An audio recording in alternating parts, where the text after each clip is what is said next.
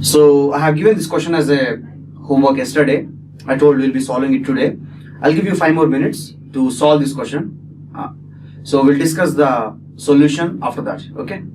So it's given that in a simply supported beam loaded as shown in the figure below, the maximum bending moment in Newton meter is. So here they are asking the value of maximum bending moment. So as we don't know the location where the maximum bending moment will occur, so we should draw the whole bending moment diagram for this question. If you see the first step which we discussed yesterday, after transferring the load, you will be having a 100 Newton downside and there is a clockwise moment of 10 Newton meter. This distance is equal to 0.5 meter. This is equal to also 0.5 meter. So we should get the value of the maximum bending moment. So here this x-axis is varying like this. This is origin. Now here, as the point moment and the point load are acting at the center, we should do the cutting twice. So one cut before this, another cut after this. So now if you are taking the left part of the first cut, x is lying from 0 to 0.5 open interval. So I am taking the distance as x. So first of all we should get the value of R1 and R2. So if you apply equilibrium condition, sigma Fi is equal to 0, you will get R1 plus R2 is equal to 100 Newton. Sigma Mz is equal to 0. You can take about any point. I am taking about this point because R1 will not be there in the equation. 100 into 0.5 clockwise, R2 into 1 anti-clockwise, and 10 clockwise is equal to 0. This gives you R2 value as 60 Newton. R2 is 60 means R1 is equal to 40 Newton. So R1 is equal to 40. So we have to get the value of bending moment. So I'm not concerned about the shear force. So this gives us M minus 40x is equal to 0. M is equal to 40 into x. Now if we take the left part of the second cut, so x will be lying from 0.5 to 1. X will be lying from 0.5 to 1. So this is 40. This is 100 Newton. And here there is clockwise moment of 10 Newton meter. And this is the moment here. This distance is x. M clockwise, M anti-clockwise, 40 into x clockwise, 10 clockwise, 100 into x minus 0.5 anti-clockwise. So this gives us M minus 40x minus 10 plus 100x minus 50 is equal to 0. So M plus 60x minus 60 is equal to 0. M is equal to 60 minus 60 into x. So if you plot the diagram,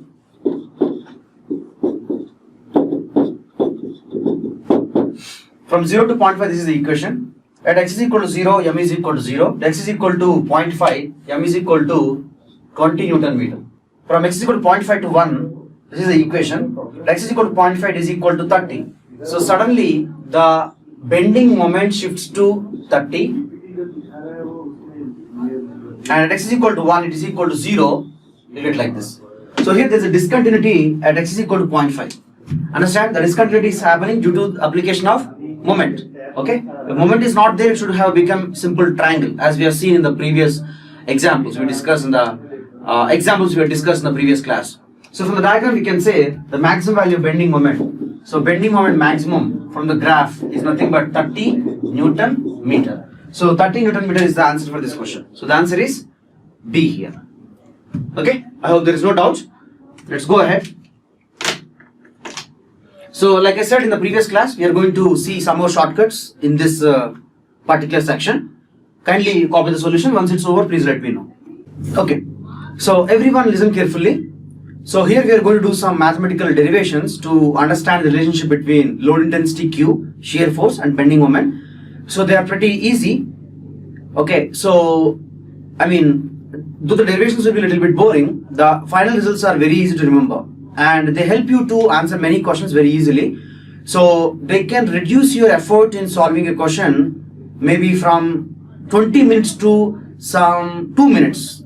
So that amount of difference can come. So I'll explain the shortcuts, then later we'll see a question. So where you'll understand how significant are these shortcuts. Okay. So before going into this, we should understand one concept which is already known to you people. It's a simple revision. We know that if a function is there, y is equal to f of x, y is equal to f of x. So wherever the function is maximum, at that location slope is equal to 0. Understand? This is very much clear to us. But the reverse statement is not true. That is, wherever slope is 0, I can't say at all the locations the function is maximum. Because wherever slope is 0, there it can have a local maximum, local minimum, global maxima, global minima. Understand? Okay, so we can't every time say that everywhere the slope is 0 means that it's nothing but a global maxima. So we should remember the statement that wherever function is maximum, slope should be 0. Wherever slope is 0, that doesn't mean that the function is going to be maximum at that location. Okay. Another thing is, these statements are valid for the condition or for the terms and condition that at all the locations along the length of the beam, or strictly speaking, at all the locations along the function or in the range of the function should have, or the function should be completely differentiable and it should be continuous. So the statement we said, I'm telling that it is valid only when the function is continuous and differentiable throughout the range. Clear? So we are going to apply this result into our concept, which we're going to discuss now. So where we are going to find out the relationship between Q and shear force and bending moment. So two conditions we are going to see. So first one, I'm going to find out the relationship between Q and shear force. Relationship between intensity Q and shear force. Okay. Understand this derivation carefully. Though it is not important in terms of solving questions, it's good if you understand the derivation, how it is coming up. I'll just explain the derivation for this part here. The other one, I'll directly give the result so that I will not get bored at all, because the mathematical calculation is more or less same. I'm taking a beam. The beam is like this. Let's assume over certain portion along the length, intensity is equal to given by Q Newton per meter. Okay. So here I'm interested in finding out the variation of shear force over this distance dx. Okay. So if you take this portion, it is like this. It is the right part of the first cut. It is left part of the second cut. I've taken this portion, so this is first cut and this is second cut. So you guys know that according to our sign convention, here shear force should be taken downside and here shear force should be taken upside. So I'm taking V plus dV because shear force will change. And here we have the load intensity, which is uniform, that is Q, over this length, the dx. So we should get the relationship between V and Q. So let's apply equilibrium condition. So from the condition that net force in y direction is equal to 0, this gives us minus V minus Q into dx plus V plus dV is equal to 0. This gives us the result that dV by dx is equal to Q. dV by dx is equal to Q here. Understand? That means it is giving us the result that slope of the shear force diagram is nothing but the magnitude of load intensity. So we got the result between Q and shear force, that's hence slope of shear force diagram at that location is equal to magnitude of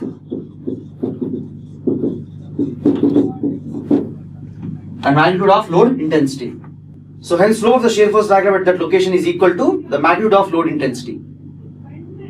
Okay, clear? And again the statement will be there. So we are talking about the shear force diagram. So here the above statement is valid. So note point is SFD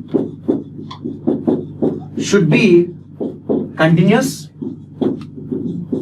and differentiable at that location.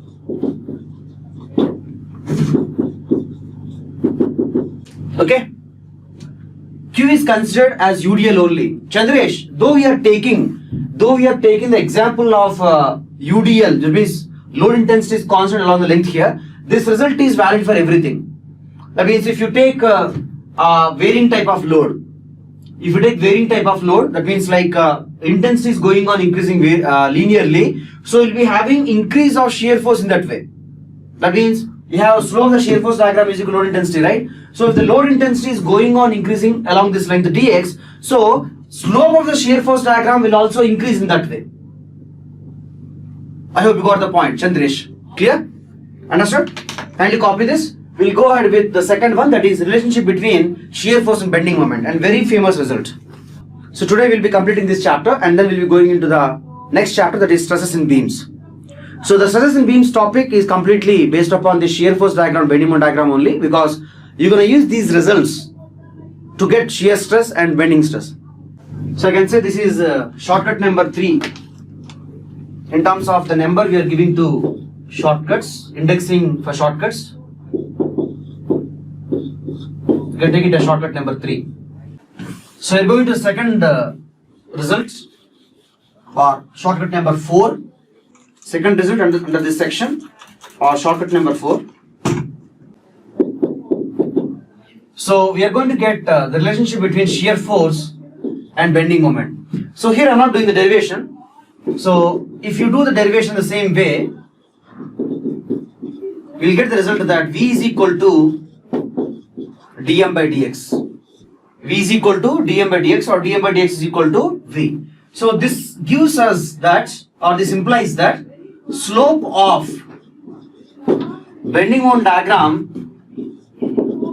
gives us the value of shear force at that location. Okay, it's very obvious. Understand? So we didn't went beyond this slope and our slope thing in the previous case. Okay, because it's not that much required. I wish I had I feel we can write down the remaining other results also for the previous case, but not required. That's why I haven't written them unnecessarily. Why to take everything into consideration? Okay. So here I'm going with the remaining results. You can understand from this and you can correlate it to those things. Here we understood simply from the equation that slope of the bending moment diagram is equal to shear force. Okay. Now, if you have a scenario where dm by dx is equal to 0, sorry, I'll put it in this way. Wherever bending moment is maximum,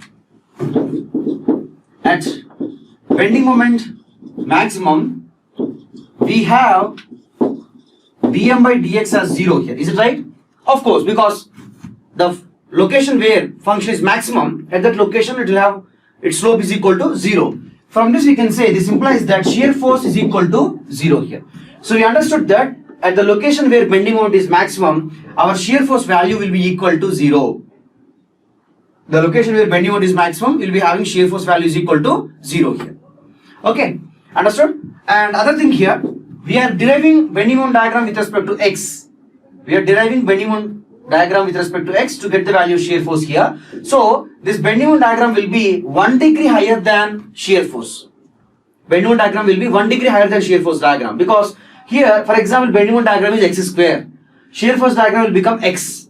So 1 degree is being decreased to get the value of shear force. So you can write down. So bending moment diagram will be 1 degree higher than shear force. Okay. So same way you can write down these two results for similar. These two results for the previous case as well, but not required. That's why I haven't made you to copy. Understand? Clear? So, but from this similar result that Q is equal to dV by dx, you can understand like shear force diagram will be 1 degree higher than load intensity diagram. Okay. Another thing you can say that wherever shear force is maximum, the load intensity should be equal to 0, because slope will be equal to 0 there. Okay. Slope of the shear force diagram is equal to 0 there. And again, we can say all these results having the condition that the bending moment diagram is continuous at every location, or at least the location where we are doing this discussion. Clear? It should be continuous and differentiable at that location. You can copy. So here the note point is bending moment diagram. Bending moment diagram should be continuous and differentiable at that location along the length of the beam. So I hope there is no doubt. So this result is very important. So many times questions are asked on this, and they're pretty easy as well. So all you have to do is derive the bending moment diagram with respect to x to get the shear force value. They are given the bending moment diagram and they're asking us to get the value of shear force. It's very clear for us that already the slope of the bending moment diagram is equal to shear force. So we can take the slope of the bending moment diagram to get the value of shear force. So here if you see at section AA, the function is horizontal. The bending moment diagram is horizontal. So obviously the slope is 0. So shear force is equal to 0 here. So if you see the options, option C and option B are having or showing that slope at sections AA is 0. So either option B or C is right. Okay. If you have this opportunity to narrow down to single option, then we can directly go ahead and tick that option and go ahead into the next question. But as we are unable to narrow down to single option, so we have to do the calculation for shear force at section BB as well. So if you see the slope at section BB, it's a line, straight line like this. And here, if you see the diagram, the location here is 1, and here the bending moment value is kilonewton meter, and this is 3, and the bending moment magnitude is 200 kilonewton meter. So slope is nothing but 200 minus 100 kilonewton meter whole by 3 minus 1 meter. So m comes out to be 100 by 2, 50 kilonewton. So this is the value of shear force. So 0, 50 is the right answer. So the answer is nothing but C. Very easy question. Let's go ahead into another easy question based upon the same condition. You can copy and get the answer. I'm rubbing the board. Yeah. So 110 is the right answer. It's given that for a loaded cantilever beam of uniform cross section, the bending moment in Newton millimeter along the length is m of x is equal to 5x square plus 10x, where x is the distance in millimeter measured from the free end of the beam. The magnitude of shear force in the cross section at x is equal to 10 millimeters is. So here they're given the bending moment equation, but here they are giving the value of x in millimeters. They're taking distance in millimeters and force in Newton, and they're getting the value of bending moment in Newton millimeter. So in this one, at x is equal to 10 millimeter, they're asking us the value of shear force in Newton. So simply we should take the slope and substitute the value of x as 10 millimeters itself. So we have m is equal to 5 square plus 10x, and so dm by dx is shear force. It comes out to be 10x plus 10. So V at x is equal to 10 comes out to be 100 plus 10. So here I'm directly substituting in millimeters because the function is in terms of millimeters only. Here x is millimeters everywhere. So this comes out to be 110 Newton because we are substituting force in Newton here. Very easy question. What is the answer for this question? True or false? Very good. The answer is false. It's written that at the point of maximum shear force, bending moment is 0. No. We discussed that at the point of maximum bending moment, shear force should be 0, provided that bending moment diagram is continuous and differentiable around the length of the beam. Okay. So here they're talking that maximum shear force location, at the location where maximum shear force is occurring, bending moment is 0. So which is wrong. Okay. So the statement for this, the answer for this question is false. Okay. So we are entering into another shortcut and last and very important shortcut. Last and like relatively important shortcut. Okay, so it can help you to draw the shear force diagram very fast when there are only point loads. So if you have a loading condition, there are only point loads. That means due to applied loads and our supports, there are only point loads. Then you can simply draw the shear force diagram just by using this technique, just by looking at the diagram. You can save huge amount of time. Okay, so before that, I would like to tell you how this shortcut is coming into existence. What is the condition from which the shortcut is coming into existence? It is coming into existence based upon the condition that the relationship between V and P. That means, what is the relationship between shear force V and applied load P? That means, due to the applied load P, what is the change of shear force? Due to the applied load P, what is the change of shear force? Okay, look here. I would like to explain the derivation here as well, because derivation will help you to give a better idea. So along the length of the beam, at some location, there is applied load P. So I am taking a portion of the beam which is having a length dx. So if I take it outside, it is the right part of the first cut, it is the left part of the second cut. This length is equal to dx, applied load is P. So according to our sign convention, V should be taken downside on the left side, and here we should take V upside as V plus dV. Okay, so to get the relationship between V and P, we should take the condition that sigma Fi is equal to 0. This gives us V plus dV minus V minus P is equal to 0. This gives us dV is equal to P. That means change of shear force is equal to magnitude of applied point load. Change of shear force is equal to magnitude of applied point load. So based upon this, we're going to build the shortcut. It can help you to draw the shear force diagram very fast if there are only point loads acting on the beam. Kindly copy this. After this, I'll explain the shortcut. So just remember the result, that change of shear force is equal to magnitude of applied point load. Okay, just remember that. First listen here. I'll give you the statement. You can copy from the board. This diagram says that if you are drawing shear force diagram from left side to right side, upward acting point loads will give rise to decrease of shear force. Downward acting point loads will give rise to increase of shear force. Same way, if you are drawing the shear force diagram from right side to left side, then upside acting point loads will give rise to increase of shear force, and downward acting point loads will give rise to decrease of shear force. Okay? Understood? I'm writing on the statement, you can copy. So this is the shortcut number 5. I'm hoping that you're all putting all these shortcuts into boxes. So when you refer to this chapter, these 5 boxes should be clearly distinguishable from the remaining text of the notes, text of the whole chapter, because shortcuts will play a vital role. I'll show questions where you're going to reduce your calculation time using these shortcuts.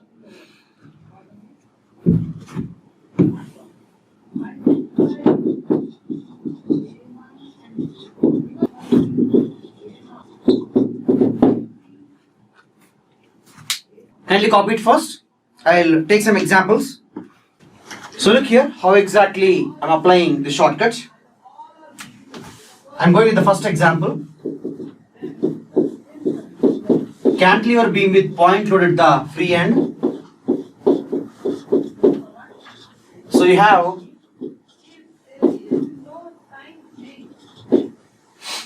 the free body diagram like this. So here moments are acting and point loads are acting. There is no uniformly distributed load along the length, so we can apply this shortcut. So here, if I am drawing the shear force diagram from left side to right side,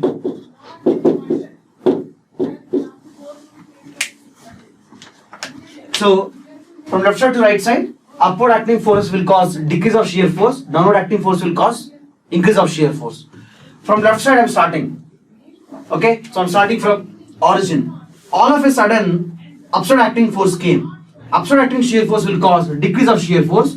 Initial value of shear force is 0. So change itself is equal to the final value. So you'll get minus W. All of a sudden it changes to minus W. From here till just before this W, there is no applied point load, so it will be remaining same. But once it reaches here, downward acting force is there. So here the value is minus W, initial value. All of a sudden downward is acting, so downward force will cause positive change of shear force. So initially is minus W, which is V. So this is dV. So both will add up to 0. You will get the shape of the shear force diagram like that. Understand? So this diagram gives you the shape of the shear force diagram here. This shortcut gives you the shape of the shear force diagram. Clear? But this will not say clearly whether shear force at x is equal to L is minus W or 0. Because it's showing you a vertical line is there. So that can cause confusion. But at least you'll get the shape of the diagram. Okay? In the same way, if you draw the same thing from right side to left side, you'll get the same answer. From right side to left side, if you come, all of a sudden downward force is acting, which will cause decrease of shear force. So suddenly jump will come, suddenly it will go to a below value. Then after this, it will go on like this. So it will go on like this. And all of a sudden upside force is there. Upside force will cause increase. So initial value is minus W, increase is plus W, it will become 0. So whether you draw from right side or left side, you'll get the same answer. Understand? Same way, I'll take another example. Point loads example, that is cantilever beam with point load in the middle. So with the point load is acting in the middle, it is like this. It is X, it is 0, it is L. So from here to here, if you draw left side to right side, we will follow these arrow marks. Upside load is acting, W upside, negative. So this is acting at L by 2. So till L by 2, there is no point load. So there will be no change like this. All of a sudden at L by 2, there is downward force. So initial value V is equal to minus W. So dV, as it is acting downside, so downside force will cause increase. So dV is equal to plus W. So both will add up to 0. You'll get like this. After L by 2, there is no point load. So there will be no change of shear force. So you got the same diagram using normal method. Like this, you can take any question where there are only point loads. You can have moments and all, because existing moment can cause change of shear force. Okay. But if there are uniformly distributed loads, etc., then you cannot apply this technique completely. So this technique will be valid to draw the shear force diagram for the whole length of the beam when there are only point loads. That means load should be of point type only. Understood? Clear? You can take this question. This question is spread over multiple slides. You can take the screenshots or you can copy as well. And this question is completely based upon usage of shortcuts. So if you are not using any shortcuts to solve this question, it will take time, huge amount of time. But if you are using shortcuts, it will not take much time. You can understand after solving it. Kindly take the screenshots or copy the question. It's the first slide. Once it's over, please let me know. I'll give the next slide. So the slide is over. So I guess you people are taking screenshots. That's good. Take the second slide. Yeah, the answer for this question is A. If you just use the shortcut we discussed just now, just by using this shortcut, you can answer this question. Okay, but in fact, this question is based on two shortcuts. The last two shortcuts we studied. Yeah, Chandresh, your concern is very appropriate. You will be getting opposite signs. That means wherever we get, according to our sign convention, wherever we are getting positive value of shear force, there in the question or in the options, negative value of shear force is there. Wherever we are going to get negative, they are showing us it to be positive. So the sign convention which we are using and the sign convention which they have followed is different. But I would like to show this question because whatever sign convention we use, the answer for the question will not change, because they will be asking you magnitude or they will be asking you a question like this where matching is done. Okay, so sign convention, there is no strict rule. There is an agreement that like let's follow this sign convention, but there is no strict rule. To make you people understand, I kept this question. Okay, so please don't worry when you get opposite sign for shear forces, because the only difference is the sign convention which they are following. That's it. So the answer for this question is A. So if you see here in the list 2, in the first loading condition, there is uniformly distributed load L by 4 from left side, L by 4 from right side. So we can't apply the shortcut there. If you go to the second loading condition, there are only point loads given by Q by 2, Q by 2 respectively. So you can apply the shortcut here because only point loads are there. If you see the list number 2,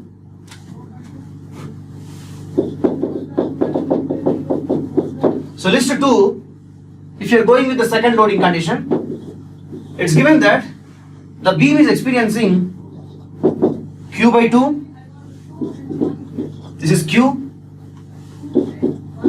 this is Q by 2. So here if you see, they're given this length is equal to L by 4, this is equal to L by 4, this is L. So you have to apply equilibrium condition to get the values of these two reaction forces. But if you see this diagram, it's very obvious that it is symmetric about the center. If it is symmetric about the center, this reaction force, both should be same. Okay, both should be equal. Understand? And other thing is, both the forces are acting from downside towards upside. So whatever the downward forces are acting here, that should be halved to get each and every force. So total downward force is Q plus Q by 2 plus Q by 2, so it becomes 2Q. 2Q by 2, 2Q by 2, it becomes Q and Q. So here there is a point load of Q upside, and here also there is a point load of Q upside. Now if you draw the shear force diagram for this, so from left side to right side I'm drawing. Here at this location, downside force is acting, Q by 2 is acting, so shear force will be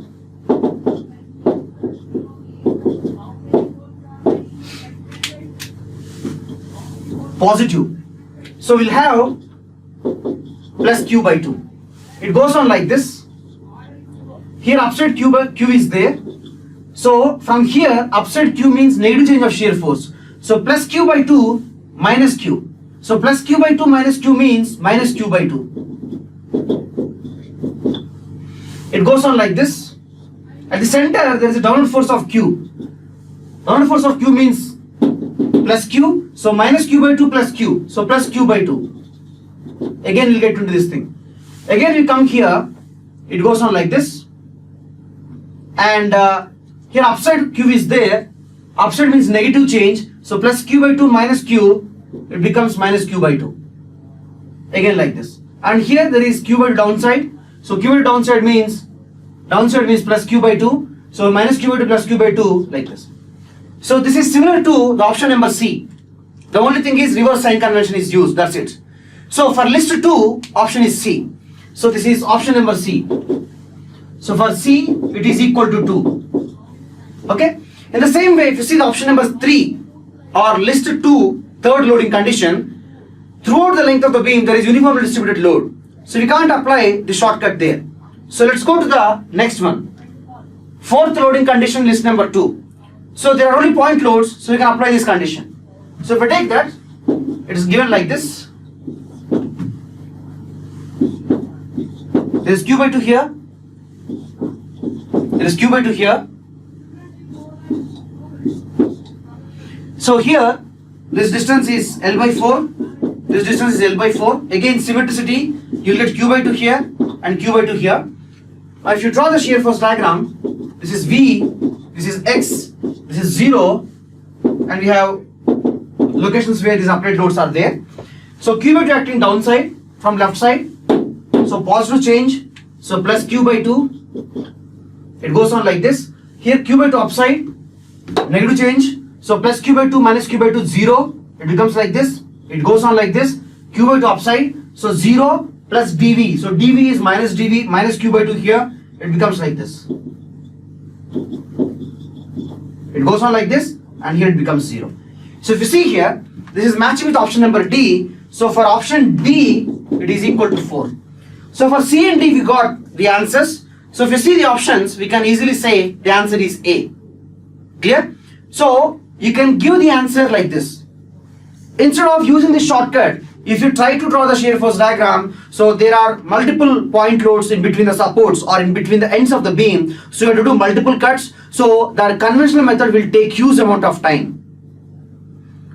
Understood? So wherever shortcut is valid, you should be applying it. Okay, clear? So we are able to get the answer for this question just by using one shortcut. Okay, we can get the answers for remaining two options as well. That is option number A and option number B as well. Okay, so in option number A and B, if you see, I want you people to check for this first loading condition and third loading condition in this list number 2. In the list number 2, I'm rubbing these two. Okay, I want to explain other two as well to make you people know that they also can be solved using shortcuts. The last button shortcut we discussed. Okay, that is slope of the shear force diagram is equal to load intensity. I'm rubbing this. I hope everybody have copied. Should I rub it? Anybody want to copy, or anybody? I see everybody got the answer. If anybody wants to copy this, you can take a screenshot. Let me know if you can rub it or not.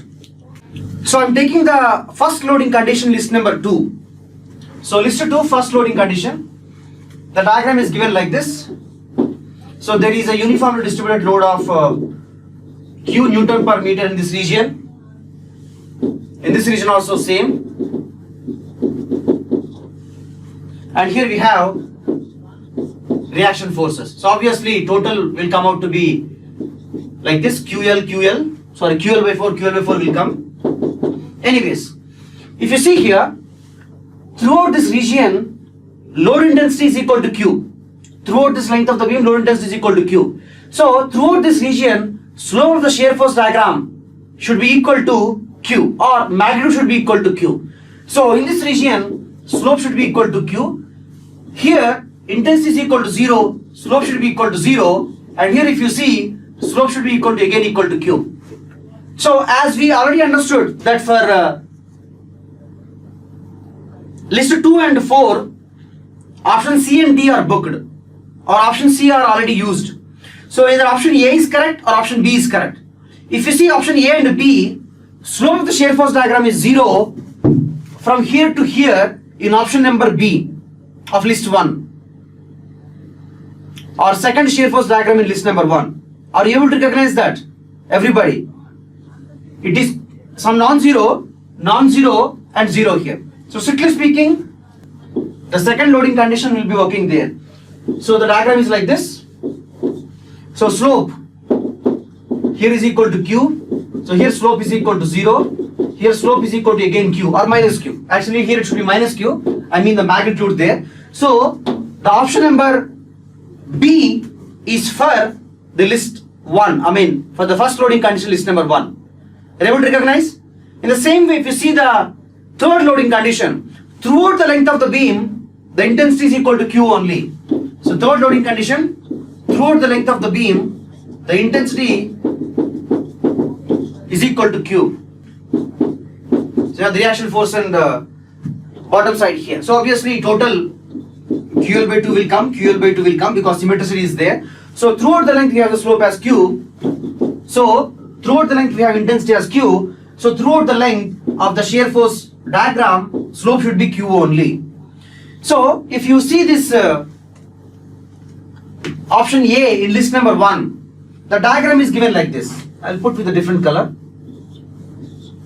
The diagram is given like this.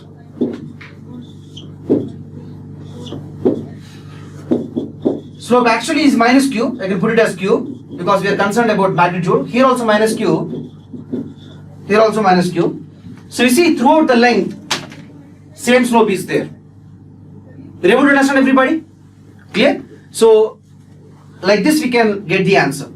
So if you are unable to get the answer for any question due to usage of one shortcut, you can check for other shortcuts and you can get the answer. Clear? So this question, if you are not using shortcut, it can take time up to 30 to 45 minutes. Understand? Instead of that, if you are not using conventional method, but if you are going by shortcuts, you can get the answer within 5 minutes. Understand? So there's a huge difference. So if you are not thinking right, then only you will be staying behind the competition. Clear? So that's the reason why initially at the time of the initial stage of the initial part of the the second chapter itself, I said that shortcuts are very much important as compared to the conventional method. So both are having equal importance. So wherever conventional method should be used, you should use conventional method or traditional method. Wherever shortcuts are valid, you should apply the shortcut. Otherwise, you will be wasting your time. I hope everybody is clear. No doubt is there.